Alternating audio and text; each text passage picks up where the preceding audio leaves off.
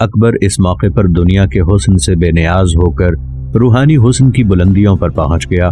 وہ روحانی بلندیاں جو اس کے سراپا کا احاطہ کر چکی تھیں، ایک صوفی اور خدا کے ایسے دوسرے متلاشی اکبر کو ہیچ نظر آنے لگے۔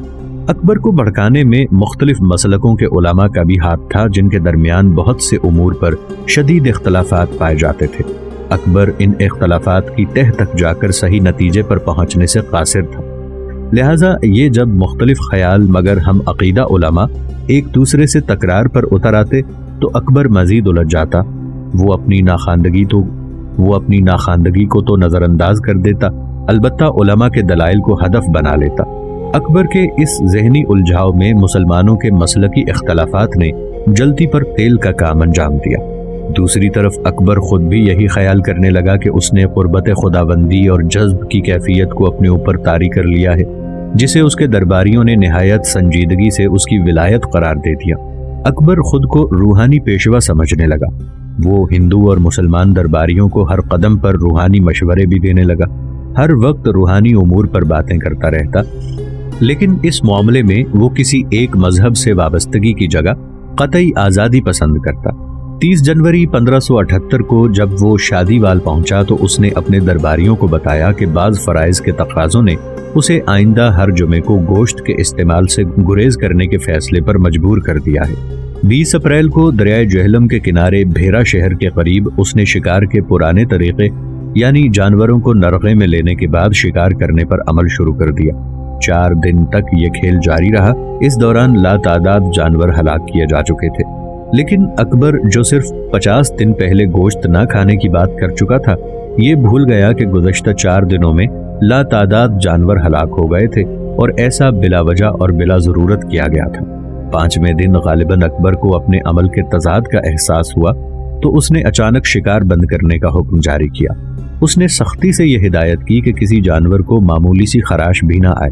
اسے اکبر کے فعل کا تضاد کہا جا سکتا ہے یا روحانی پیشوائی حاصل کرنے میں ناکامی کے باعث اس کی ذہنی بوکھلاہٹ کہا جا سکتا ہے، یا ایک روحانی شخصیت تسلیم کیے جانے کے لیے مجنونانہ دور کی کیفیت کا رنگ دیا جا سکتا ہے۔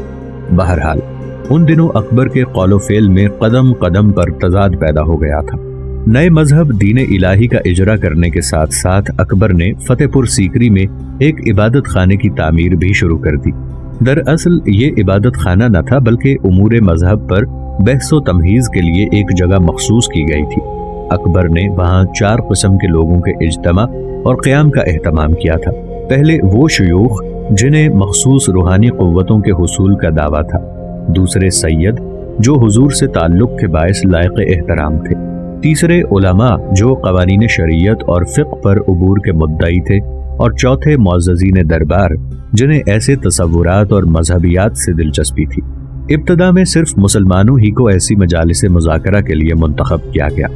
گو اکبر کو صوفیوں کی آزاد خیالی میں خاصی دلچسپی کا احساس ہوتا تھا، تاہم اس وقت تک وہ مسلمان ہی تھا، لیکن بعد میں ہندو بیویوں اور اکبر کے مشیر ابو الفضل جیسے لوگوں نے اس کے ذہن کو متاثر کرنا شروع کیا تو اکبر راسخ العقیدہ مسلمان نہ رہا۔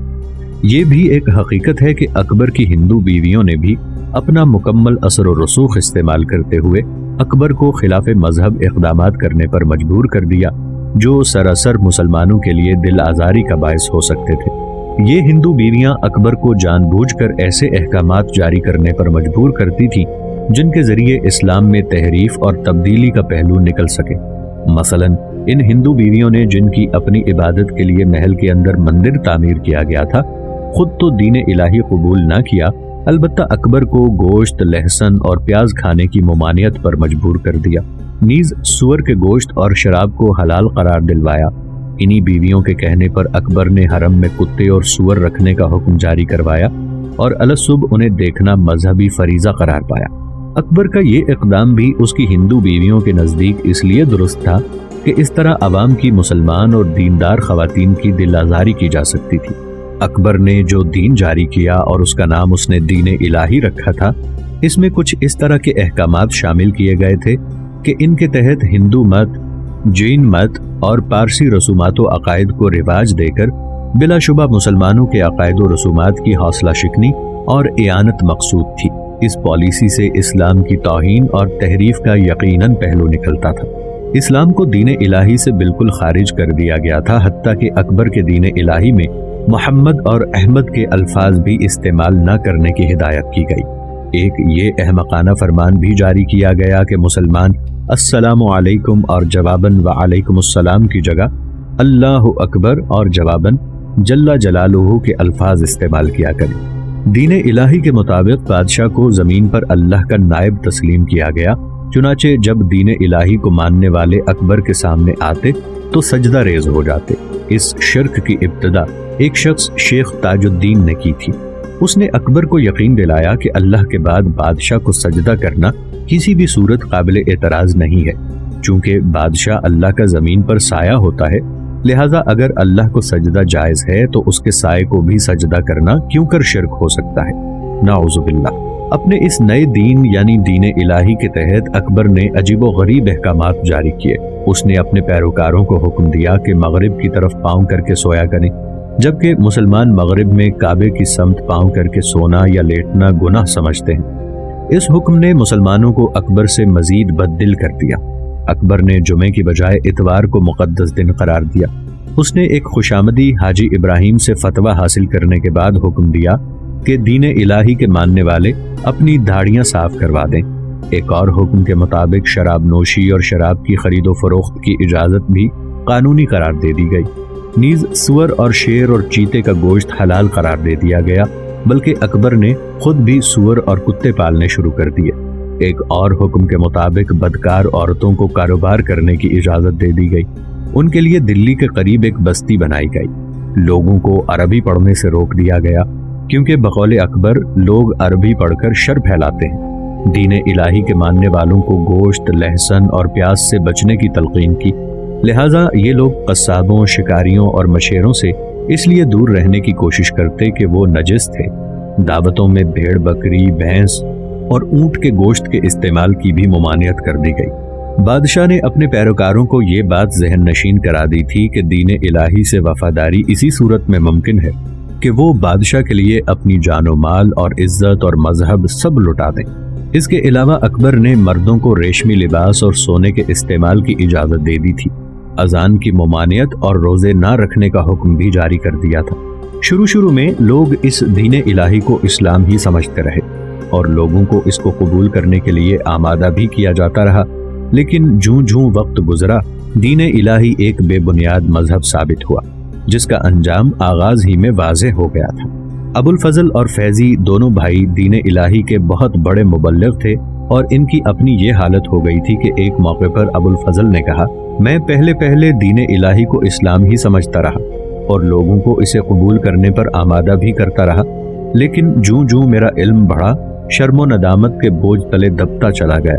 मैं खुद तो मुसलमान ना रहा, लेकिन मुझे ये कब ज़ेब देता था कि मैं दूसरों को भी अपना जैसा होने पर मजबूर करूं। अकबर ज़बरदस्ती लोगों को अपना दीन अपनाने पर मजबूर करता रहा। इसके बावजूद दीन इलाही के पैरोकारों की तादाद चंद हजार से आगे न बढ़ सकी। अकबर ने बज़ो में खुद अपने मजहब को कामयाब बनाने और सच्चाई की तलाश के लिए मजहब का खेज अंदाज जारी रखा। मसलन 1601 में उसने कुछ शीरखार बच्चों को एक कमरे में बंद कर दिया और इन बच्चों की निगरानी और परवरिश के लिए गूंगी नर्सें मुकर्रर की। इस सिलसिले में सबसे ज्यादा एहतियात ये की गई कि किसी बच्चे तक कोई इंसानी आवाज न पहुंच पाए।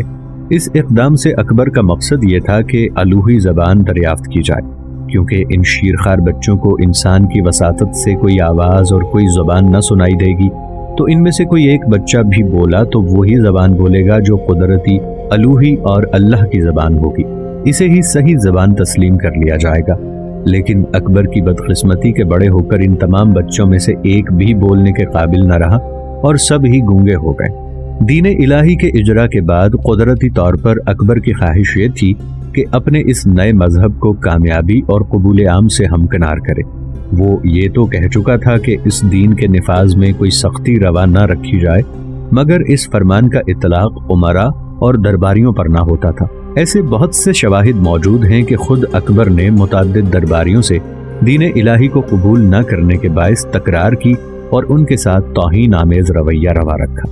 اس اعتبار سے اکبر کو دین الہی کو عوام تک پھیلانے میں خاصی دشواریوں کا سامنا کرنا پڑا۔ جہاں تک دین الہی کے اجرا اور اس کے رد عمل کا تعلق ہے تو مسلمان رعایا اکبر سے سخت بددل ہو چکی تھی، کسی حد تک نفرت کرنے لگی تھی۔ تاہم ہندو بہت خوش تھے کہ اکبر اسلام کی طرف سے ہٹ کر لادینیت کی طرف جا رہا تھا۔ نیز ہندوؤں کے ساتھ اکبر کی رشتہ داری پہلے سے موجود تھی، لہٰذا وہ بجا طور پر یہ سمجھتے تھے کہ اکبر لادین نہیں بلکہ ہندو مت کی جھولی میں آ گیا ہے۔ ہندوستان میں اس وقت جو عیسائی تھے وہ اس غلط فہمی میں مبتلا ہو گئے تھے کہ اکبر کسی بھی وقت ان کا مذہب قبول کر سکتا ہے، کیونکہ اکبر نے متعدد عیسائی مشنریوں کو دربار میں طلب بھی کیا تھا اور مذہبی امور میں ان سے بات بھی کی تھی، لہٰذا کوئی عیسائی دین الہی قبول کرنے پر آمادہ نہ ہوا۔ اس کے علاوہ پارسیوں میں سے ایک شخص بھی دین الہی کی طرف مائل نہ ہوا۔ عوام میں دین الہی قبول کرنے والوں کی تعداد چند ہزار سے تجاوز نہ کر سکی۔ امراء میں کچھ فرار ہو کر مکہ چلے گئے، کچھ نے دین الہی قبول کر لیا اور کچھ نے واضح طور پر انکار کر دیا۔ جن لوگوں نے اکبر کے اس دین الہی کو قبول کیا ان میں سے چند اہم اشخاص ہیں۔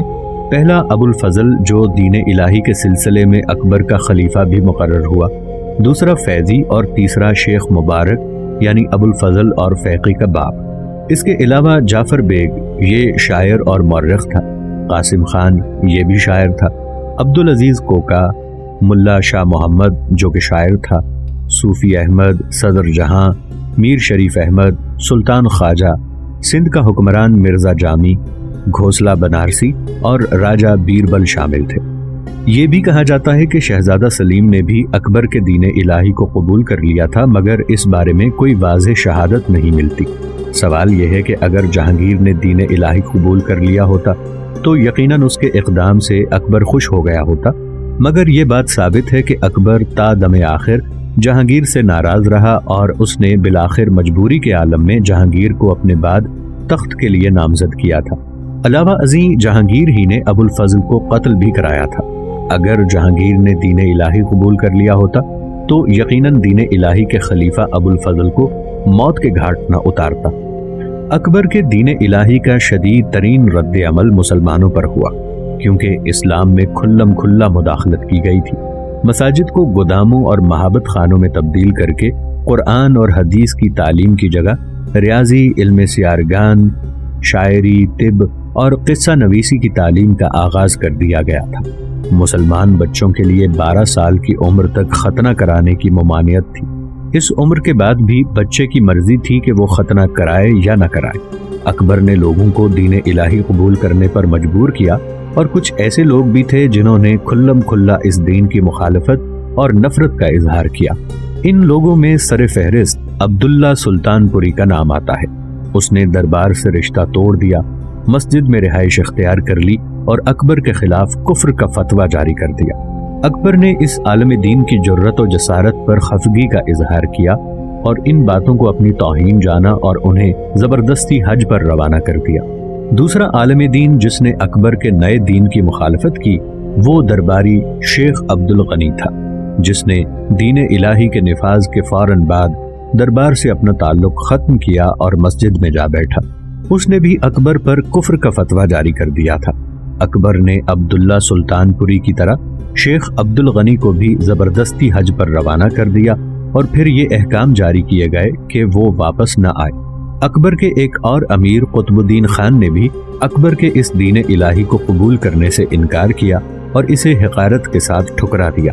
اس نے اکبر کی مخالفت کی کوئی پرواہ نہ کی اور آخری دم تک اس کے اس نئے دین کی مخالفت کرتا رہا۔ ایک اور شخص شہباز خان کو اکبر نے اپنے پاس بلایا اور اسے اپنا دین الہی قبول کرنے کے لیے کہا، لیکن اس نے صاف انکار کر دیا، حتیٰ کہ اس نے بھرے دربار میں یہ بھی کہہ دیا کہ وہ دین الہی کی مخالفت کو کار ثواب کہتا ہے۔ اکبر کو اس کے جواب پر سخت غصہ آیا اور اس نے شہباز خان کو دربار میں جوتیاں لگوانے کی دھمکی دے دی، لیکن اس کے باوجود شہباز خان نے مخالفت جاری رکھی اور دین الہی کو قبول نہ کیا۔